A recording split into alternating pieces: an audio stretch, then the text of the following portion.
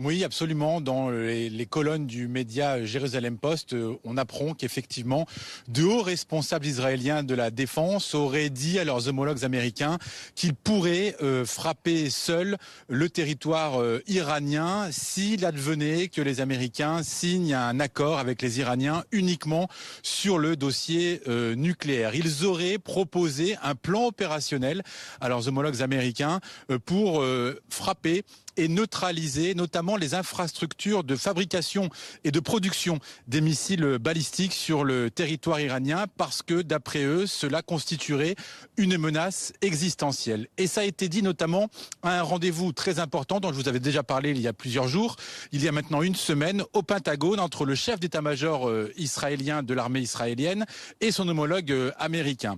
Ce qu'il faut comprendre, c'est qu'actuellement, il y a une grosse pression des Israéliens, une crainte que cette production de missiles balistiques atteigne sa jauge qui était déjà le cas avant cette fameuse opération Rising Lion il y a maintenant 7 mois, au mois de juin dernier. Alors est-ce qu'il s'agit de 1000, 1500 ou 2000 missiles balistiques actuellement disponibles du côté du régime? On ne le sait pas réellement, mais en tout cas c'est une véritable inquiétude. Alors d'après mes informations, il apparaît assez difficilement concevable d'imaginer une attaque israélienne sans l'aval, sans le feu vert des Américains.